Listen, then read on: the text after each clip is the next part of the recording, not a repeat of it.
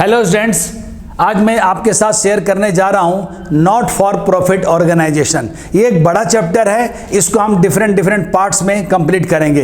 इस चैप्टर से एग्जामिनेशन में 12 मार्क्स के क्वेश्चन आने निश्चित हैं। इसको 1 बाय 1 करके हम लोग देखेंगे। जैसा कि नाम से ही आप देख रहे हो, not for profit, profit earn करना इस तरह के ऑर्गेनाइजेशन का ऑब्जेक्टिव ही नहीं होता है।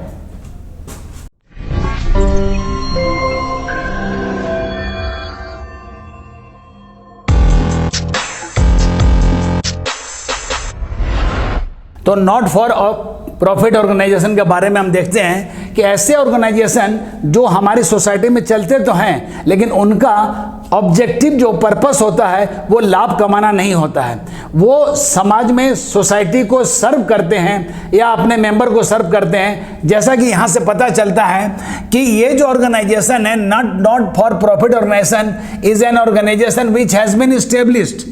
इसकी स्थापना ही की गई है इस उद्देश्य से कि सर्व टू सोसाइटी, ये सोसाइटी को अपने मेंबर को सर्व करेंगे। और ये किस लिए किए जाते हैं? ये promotion of education, health, charity, religion and culture without purpose of earning profit. इनका एम कभी भी प्रॉफिट अर्न नहीं करना होता है, बल्कि ये सोसाइटी को सर्विस देते हैं। अपने मेंबर को, जो इसके मेंबर होते हैं, उसको ये सर्विस देते हैं। इसके एग्जाम्पल के बारे में हाथ देखिए। स्कूल्स जो हमारी सोसाइटी में है, कॉलेजेस हैं, हॉस्पिटल्स हैं, लाइब्रेरीज हैं, चैरिटेबल ट्रस्ट हैं, ये सारे ऑर्गेनाइजेशन हमारी सोसाइटी में चलते हैं, लेकिन इनका एम प्रॉफिट अर्न करना नहीं होता है। हम उसी के बारे में स्टडी कर रहे हैं। अब बात आती है कि ये जो सोसाइटी में चलते हैं, तो इनको चलाने के लिए कुछ तो खर्चे की जरूरत होती है। वो खर्चा ये नॉट फॉर प्रॉफिट ऑर्गेनाइजेशन कहाँ से पूरा करेंगे? तो इसमें क्या होता है कि सोसाइटी से डिफरेंट तरह से कुछ पैसा दिया जाता है इन ऑर्गेनाइजेशन को। वो पैसा किस किस रूप में दिया जाता है उसको हम लोग देखेंगे कि ऑर्गेनाइजेशन नॉर्मली रिसीव्स, इनको नॉर्मली ये रिसीव करते हैं फॉलोइंग फ्रॉम सोसाइटी, या इसके मेंबर से भी ये रिसीव करते हैं for the purpose of running it's affair. इनकी बिजनेस कैसे चलेगी उसके लिए पैसे की जरूरत है। जो पैसा इनको मिलता है वो एंट्रेंस फी के नाम से मिलता है, एडमिशन फी के नाम से मिलता है, सब्सक्रिप्शन मतलब एक तरह का फी, या इसको सिंपल में आप चंदा बोलिए, एक तरह का चंदा जो इसके मेंबर उसको देते हैं। और डोनेशन, दान, ग्रांट, गवर्नमेंट की तरफ से कुछ ग्रांट मिलते हैं। हर साल एक मुश्त बड़ी राशि मिलती है, उसको हम लोग ग्रांट कहते हैं। और कभी कभी जरूरत पड़ने पर ये मार्केट से लोन भी ले सकते हैं।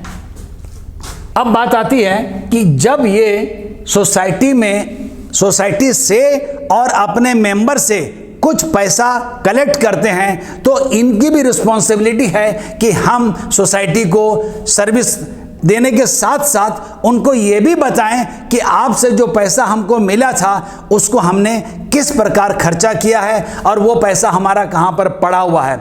इसके लिए जैसे ट्रेडिंग करने वाले, जो बिजनेस करने वाले अपना फाइनल अकाउंट बनाते हैं, उस तरह इनको भी अपना एक फाइनेंशियल स्टेटमेंट बनाना होगा। लेकिन इनका जो पर्पस होता है वो लाभ कमाना नहीं होता है। इनका पर्पस लाभ कमाना नहीं होता है, इसलिए इनका जो फाइनेंशियल स्टेटमेंट होगा, जो बनाने का तरीका होगा, वो जरा सा डिफरेंट होगा। ये लोग क्या करते हैं, ये जो financial statement of not for profit organisation है, इसके 3 पार्ट होते हैं। पहले में ये लोग क्या बनाते हैं, रिसिप्ट एंड पेमेंट अकाउंट। इसके बारे में अभी हम लोग डिटेल में देखेंगे। सेकंड ये लोग बनाते हैं इनकम एंड एक्सपेंडिचर अकाउंट। और तीसरा ये लोग बनाते हैं बैलेंस शीट। जैसे ट्रेडिंग में आपने देखा था कि रिसिप्ट एंड पेमेंट की जगह वो लोग कैश बुक बनाते हैं, इनकम एंड एक्सपेंडिचर की जगह वो लोग प्रॉफिट एंड लॉस अकाउंट बनाते हैं, और बैलेंस शीट के बारे में तो आप लोग जानते ही हैं, क्योंकि ये फाइनल अकाउंट में स्टैंडर्ड 11 में आप ऑलरेडी बना चुके हैं। अब ये फाइनेंशियल स्टेटमेंट को अच्छी तरह से समझने से पहले आपके लिए ये जरूरी है कि आप 2 आइटम को अच्छी तरह समझें। उसमें पहला आइटम है, एक रेवेन्यू आइटम हम लोग बोलेंगे, और दूसरा बोलेंगे एक कैपिटल आइटम। एक रेवेन्यू आइटम है और एक कैपिटल आइटम है। तो रेवेन्यू आइटम हम लोग किसको बोलते हैं? जो ऐसे खर्चे हैं या ऐसी आमदनी है जो नित्य प्रतिदिन रोज रोज की खर्चे को हम लोग रेवेन्यू आइटम बोलते हैं, और कैपिटल आइटम उसको बोलते हैं जो रिलेटेड होते हैं एस्टेब्लिशमेंट से, उस ऑर्गेनाइजेशन, उस संस्था की स्थापना से संबंधित होते हैं, उसको हम लोग कैपिटल आइटम बोलते हैं। तो यहां बता रहा है कि revenue item related with smooth functioning of the organisation, माने सुचारू रूप से वो संस्था चल सके, उसके लिए जो भी हमारा आइटम होगा उसको हम लोग बोलते हैं रेवेन्यू आइटम, और रिलेटेड विद एस्टेब्लिशमेंट वाले जो होंगे उसको हम लोग बोलते हैं कैपिटल आइटम। ये कैपिटल आइटम हो गए। अब आपको अलग अलग समझना है कि हमारा रेवेन्यू एक्सपेंडिचर, जो रेवेन्यू आइटम के अंदर दो चीज आती हैं, एक रेवेन्यू एक्सपेंडिचर है, तो यहां बोला जा रहा है कि any expenditure the benefit of which is received during only during the current year, मतलब इसका जो भी खर्चा हम कर रहे हैं उसका बेनिफिट हमको उसी साल मिलेगा, उस साल के बाद इसका बेनिफिट हमको नहीं मिलना है। तो इसके एग्जाम्पल किस तरह के हो सकते हैं कि हमारी संस्था को चलाने के लिए रोजमर्रा के हमारे खर्चे किस तरह के हो सकते हैं, जैसे अपने स्टाफ को सैलरी देनी होगी, मकान का रेंट देना होगा, प्रिंटिंग एंड स्टेशनरी का खर्चा करना होगा, कुछ टूट गया उसको रिपेयर करना होगा, और इस तरह के बहुत से जनरल एक्सपेंसेस भी हमारे होते हैं। तो रोज रोज के जो खर्चे हैं, रोज रोज की जो आमदनी होती है, वो सब रेवेन्यू आइटम के अंदर आती है। तो आपने खर्चे के बारे देख लिया। अब आगे हम देख रहे हैं, अब आते हैं हम लोग रेवेन्यू इनकम में। रेवेन्यू इनकम क्या होती है कि जो भी इस तरह की संस्थाएं होती है जिनका उद्देश्य लाभ कमाना नहीं होता है, वो अपने मेंबर से, अपने सदस्यों से या जनरल पब्लिक से बहुत नॉमिनल अमाउंट लेते हैं। जैसे चैरिटेबल हॉस्पिटल में आप जाइए, आई हॉस्पिटल में जाइए, वहां पर आपको एक टोकन कटाना होगा 10 रुपए का, 20 रुपए का, उसके बाद आपको सारी मेडिकल फैसिलिटी दी जाएगी। इसी तरह जो चैरिटेबल गवर्नमेंट हॉस्पिटल है वहां ये काम हो गया।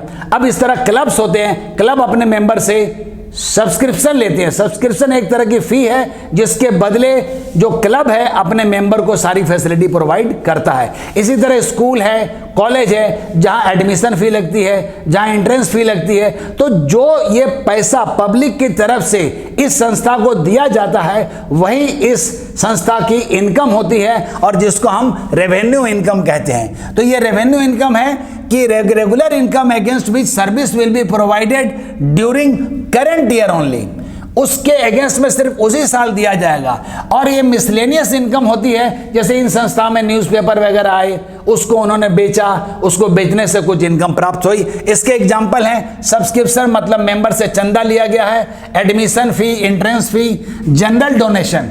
जनरल डोनेशन होता है किसी स्पेसिफिक पर्पस के लिए नहीं दिया गया है, ये दिया गया है रोजमर्रा के कामों को निपटाने के लिए। उसके बाद रेंट मिला, सेल ऑफ ओल्ड न्यूज़पेपर, इस तरह की जो इनकम होती है इसको हम कहते हैं रेवेन्यू इनकम। अब हम कैपिटल आइटम की तरफ आते हैं और वहां सबसे पहले देखने जाते हैं कि कैपिटल एक्सपेंडिचर क्या होते हैं। कैपिटल एक्सपेंडिचर वो एक्सपेंडिचर होते हैं जो उस संस्था की स्थापना से रिलेटेड होते हैं, मतलब उस संस्था को बनाने के लिए जो जो जरूरी है, जैसे बिल्डिंग जरूरी है स्कूल कॉलेज के लिए, फिर उसके फर्नीचर जरूरी है, लाइब्रेरी जरूरी है, लाइब्रेरी में बुक्स का होना बहुत जरूरी है। तो ये सारी चीजों को हम लोग कैपिटल एक्सपेंडिचर में मानते हैं। क्यों? कि इसका बेनिफिट आपको एक से ज्यादा वर्षों तक मिलेगा। तो any expenditure which is incurred for purchase और increasing the value of any fixed assets, और उसका बेनिफिट जो होगा will be received not only for 1 year, over a long period of time, बहुत लंबे समय तक इसका बेनिफिट हम लोग को मिलने वाला है। अब इसके एग्जाम्पल हो गए कि परचेज ऑफ फिक्स्ड एसेट्स हो गई, लाइक बिल्डिंग खरीदे, फर्नीचर खरीदे। अब उसी तरह कैपिटल रिसिप्ट है, ये एक्सपेंडिचर की बात हुई। अब कैपिटल रिसिप्ट की बात हो रही है कि हमको समाज से, सोसाइटी से डिफरेंट तरह के कैपिटल रिसिप्ट भी प्राप्त होती है। वो क्या होती है? Any receipt of cash from sale of fixed assets. पहले तो ये अपनी पुरानी एसेट्स को अगर हम बेचते हैं तो उससे भी हमको जो पैसा मिलता है उसको कैपिटल रिसिप्ट बोलते हैं। क्यों? कि फिक्स्ड एसेट्स कैपिटल आइटम में आती है और जब फिक्स्ड एसेट्स को हम बेचते हैं तो उससे जो पैसा प्राप्त होता है उसको हम कैपिटल रिसिप्ट बोलते हैं। और उसी तरह सोसाइटी से receipt of cash from sale of for some specific purpose, जैसे बिल्डिंग फंड को डेवलप करने के लिए, प्राइज फंड, बच्चों के बीच में खेल के प्रति उत्साह बने, इसके लिए कुछ लोग प्राइज फंड, स्पेशल फंड के नाम से डोनेशन देते हैं। अगर बिल्डिंग हमारी कमजोर है तो कुछ लोग बिल्डिंग के नाम से, अपने माँ बाप के नाम से, अपने दादा परदादा के नाम से कुछ पैसा दे देते हैं, जिससे कि उस स्कूल में या कॉलेज में नई बिल्डिंग को बनाया जाए। तो इसी को हम बोलते हैं कैपिटल रिसिप्ट। और इसके एग्जाम्पल है sale of fixed assets, furniture, और donation for some specific purpose. जैसे कि मैंने कहा कि प्राइज फंड के लिए, बिल्डिंग फंड के लिए, स्पोर्ट्स फंड के लिए, इस तरह की चीजें इसमें शामिल होती हैं। अब हम financial statement not for profit organisation के जो 3 पार्ट थे उनको अलग अलग, जो डिफरेंट हमने देखे था कि सबसे पहला वाला था हमारा रिसिप्ट एंड पेमेंट अकाउंट। तो रिसिप्ट एंड पेमेंट अकाउंट को हम लोग देखने जा रहे हैं। रिसिप्ट जैसे प्राप्ति और पेमेंट मतलब भुगतान। इसमें क्या होता है कि पूरे साल भर में जितना कैश मिला है और जितना कैश हमने पेड किया है, चाहे वो कैश में हो, चाहे वो चेक से हो या बैंक के थ्रू हो, तो ये एकदम कैशबुक की तरह होता है। रिसिप्ट एंड पेमेंट क्या होता है? कैशबुक की तरह होता है, इसलिए लिखा हुआ है it is like cashbook. And all cash receipts and all cash payments including bank are recorded irrespective of its nature. मैंने अभी कहा था कि एक रेवेन्यू आइटम होता है और एक कैपिटल आइटम होता है, लेकिन रिसिप्ट एंड पेमेंट में हम लोग ये नहीं देखेंगे कि वो कैपिटल नेचर का आइटम है कि वो रेवेन्यू नेचर का आइटम है, और उसका टाइम पीरियड भी नहीं देखेंगे। वो इस साल का भी हो सकता है, पिछले साल का भी हो सकता है, आने वाले साल का भी हो सकता है। हमने सिर्फ ये देखना है कि उस वर्ष में हमको इतना कैश या चेक के द्वारा मिला या इतना कैश या चेक हमने किसी को दिया। तो ये वही बात है कि only thing to see is that it is received and paid during that current year. इसको हम कैश बेसिस पर बनाते हैं। एक बेसिस होती है जिसको हम लोग बोलते हैं कैश बेसिस, जो रियल में प्राप्त हुआ या जो रियल में हमने पेड किया है, उन दोनों को। एक बात हमेशा याद रखिएगा, रिसिप्ट एंड पेमेंट अकाउंट आपको 1 नंबर का ऑब्जेक्टिव क्वेश्चन आता है, ये कौन सा अकाउंट है? तो ये रियल अकाउंट है। इसको दिमाग से याद रखिएगा, ये रियल अकाउंट में फॉल करता है, क्योंकि इसमें कैश रियल है, बैंक के बैलेंस भी रियल है। जो आता है उसको डेबिट करो, जो जाता है उसको क्रेडिट करो। ये 1 नंबर का क्वेश्चन आपको जरूर से जरूर ऑब्जेक्टिव में देगा, ये आपको हमेशा याद रखना है। अब हम रिसिप्ट एंड पेमेंट की फॉर्मेट को देखते हैं। ये जो फॉर्मेट है वो सिंपल में आप लोगों को मैंने समझा रहा हूँ, इसका डिटेल फॉर्मेट होगा जो हम लोग बाद में भी डिस्कस करेंगे, लेकिन आपके लिए, आपको समझाने के लिए हमने क्या किया, एक छोटा सा सिनॉप्सिस टाइप का बनाया है। इसमें सबसे पहले आपने लिखना है receipt and payment account for the year ended. ये जो आपको फॉर द ईयर एंडेड लिखना होगा, मतलब जिस वर्ष के लिए आप बना रहे हैं उस वर्ष के हिसाब से आपको यहां पर लिखना होगा। तो ये फॉर द ईयर एंडेड जो भी लिखा रहेगा, जैसे 31 मार्च होगा, जो भी ईयर होगा उस ईयर को आप लिख लीजिएगा यहां पर। अब इसका रिसिप्ट साइड, रिसिप्ट मतलब इधर में प्राप्ति, जो भी पैसा हमारे पास आ रहा है, लेकिन इसमें नेचर याद रखिए कि सबसे पहले ये जो स्टार्ट होगा ये ओपनिंग बैलेंस से स्टार्ट होगा। आपके पास पहले से कुछ कैश हो सकता है, पहले से कुछ बैंक बैलेंस हो सकता है। इसका हमेशा याद रखिएगा ये ओपनिंग बैलेंस से स्टार्ट होता है, और इसका जो फाइनल क्लोजिंग साइड होता है, जिसको बैलेंस शीट बिल बोलते हैं हम लोग, बैलेंस शीट ही बोलते हैं, ये क्लोजिंग बैलेंस होता है जो कि हमको क्रेडिट साइड में मिलता है।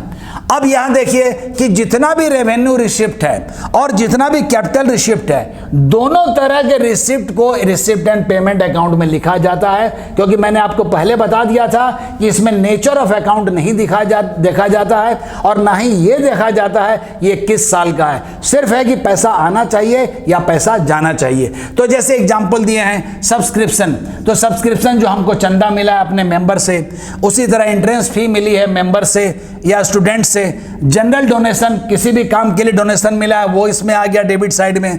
Sale of old sports material, जो क्लब होते हैं वहां पर क्रिकेट खेला जाता है, उसी तरह बैडमिंटन खेला जाता है, उस तरह वॉलीबॉल खेला जाता है। जब वो मटेरियल पुराने हो जाते हैं तो उसको बेचा जाता है, उसको बेचने से पैसा मिलता है, तो वो सेल ऑफ ओल्ड न्यूज़पेपर यहाँ पर आ गया, वो स्पोर्ट्स मटेरियल यहाँ पर आ गया। कहीं से रेंट हमने देना पड़ रहा है तो रेंट भी हमारे लिए एक तरह का हॉल को हम रेंट के रूप में देते हैं जब किसी को, तो हॉल को अगर रेंट में देते हैं तो वहाँ से हमको रेंट प्राप्त होती है। वो जो बड़ा सा हॉल है अगर क्लब के पास, तो वो क्लब कभी कभी शादी विवाह के लिए, बर्थडे पार्टी के लिए उसको रेंट पे लगाता है, वहाँ से रेंट मिल सकता है। इसके अलावा और भी डिफरेंट तरह की सन्ड्री रिसिप्ट होगी जो आपको डिटेल में बुक्स में भी मिला हुआ है, वहाँ से आप देख सकते हैं। अब आ गया कैपिटल रिसिप्ट। कैपिटल रिसिप्ट मतलब होता है जिसका बेनिफिट 1 साल से ज़्यादा समय के लिए उस संस्था को मिलेगा। इसमें जैसे डोनेशन फॉर स्पेसिफिक पर्पस, ये डोनेशन मिला है लेकिन स्पेसिफिक पर्पस के लिए, जैसे बिल्डिंग फंड के लिए मिला है, प्राइज फंड के लिए पैसा मिला है, तो ये सारे रिसिप्ट या जो प्राप्ति है इसको कैपिटल बोला जाता है क्योंकि इसका बेनिफिट बहुत लंबे समय तक मिलेगा। अब हमारे खर्चे की बात आती है और सबसे पहले यहाँ पर बैलेंस बीडी हो सकता है, लेकिन ये कभी होगा तभी, इफ एनी, ये हो तभी। कैसे कि यहाँ पर पहले से आपका बैंक बैलेंस था अगर आपका बैंक में पैसा है, लेकिन अगर उस संस्था ने बैंक से ओवरड्राफ्ट माने एक तरह का फैसिलिटी जो ज़्यादा पैसा निकाला वो आपकी लायबिलिटी है, अगर वो दिया रहे तब उसको आप क्रेडिट साइड में पहले लिखिएगा। इसके बाद आप सारी रेवेन्यू पेमेंट को शो कीजिएगा। संस्था में पोस्टेज खर्चा करना पड़ता है, स्टाफ को सैलरी देनी पड़ती है, ये ऑनरेरियम। ये क्या होता है कि क्लब वाले जो होते हैं किसी आर्टिस्ट को बुलाते हैं और उनको वो पेमेंट नहीं दे सकते हैं, उनको ऑनर करने के लिए एक फिक्स अमाउंट दे दी जाती है जिसको ऑनरेरियम कहते हैं। ये जितने भी डिफिकल्ट आइटम हैं, नए नए आइटम जो आप सुन रहे हो सब्सक्रिप्शन या ऑनरेरियम के बारे में, तो इन सारी चीज़ों के बारे में नेक्स्ट सेकंड पार्ट जो बनेगा वो जितने भी आइटम है उसके बारे में आपको दिखाया जाएगा। ये ऑफिस एक्सपेंसेस आपको पता ही है।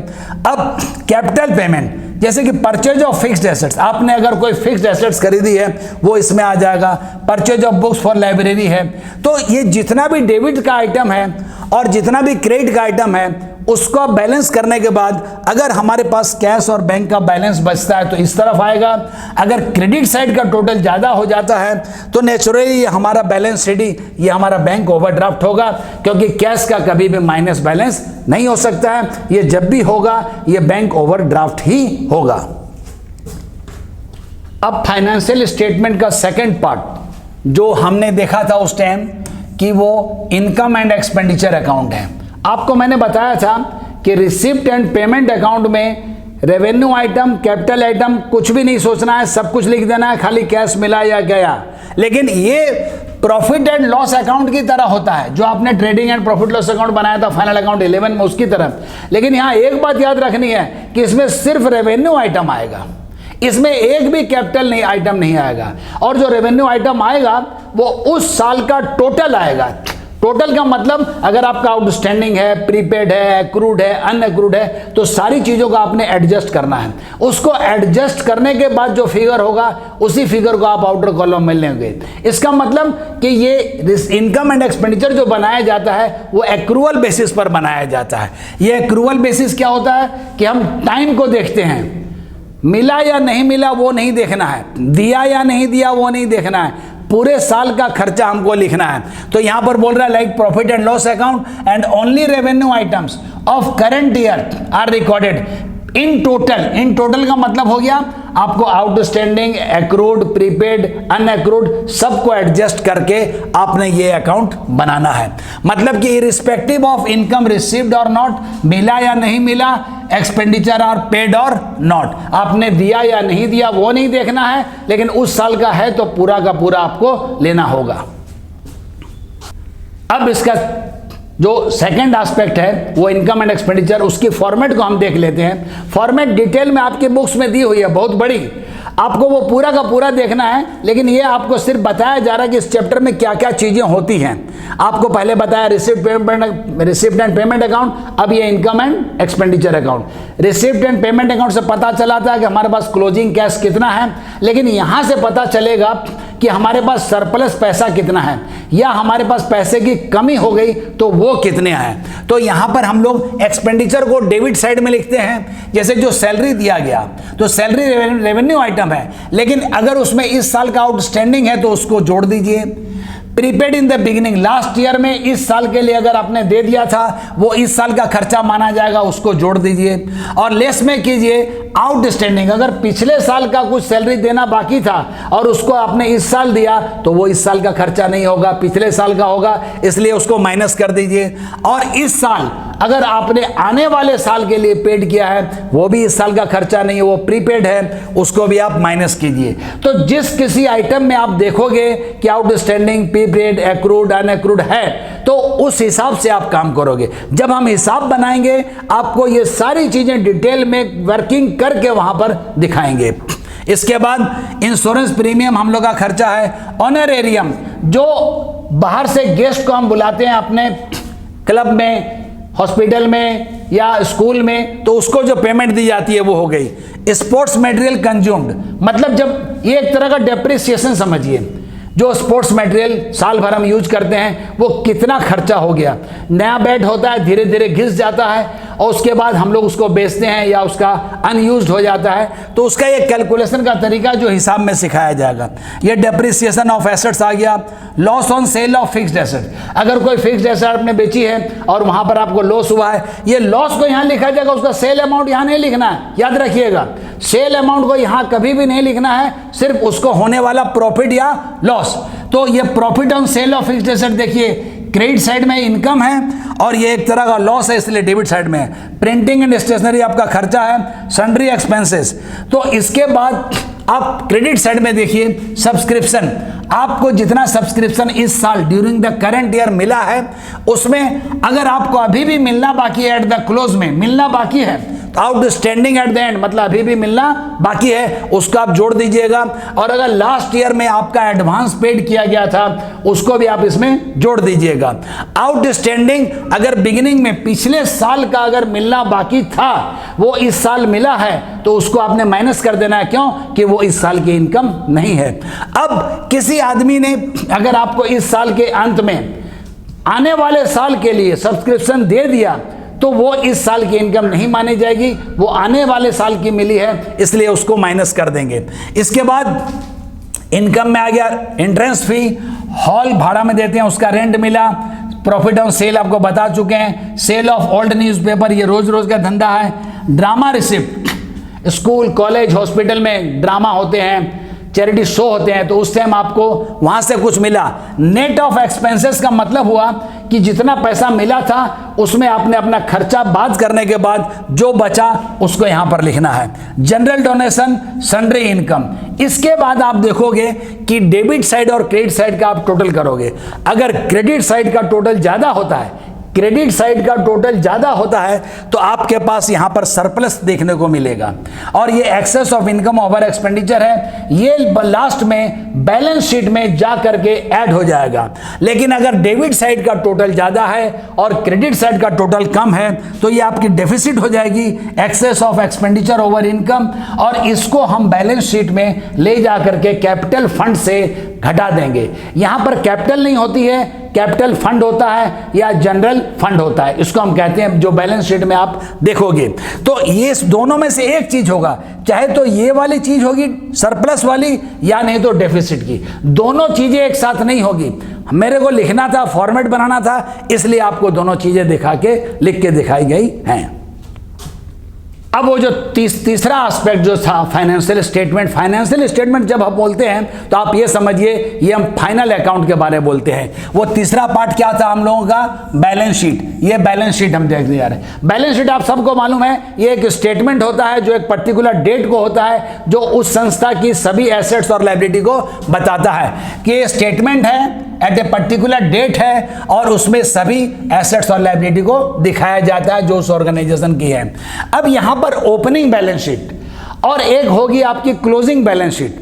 तो होता क्या है कि कभी कभी आपको कैपिटल फंड या जनरल फंड क्वेश्चन में दिया रहेगा, अगर ये जनरल फंड या कैपिटल फंड नहीं दिया हुआ है तो आपको उसको मालूम करना होगा, जिसको आप ओपनिंग बैलेंस शीट बना करके निकालोगे।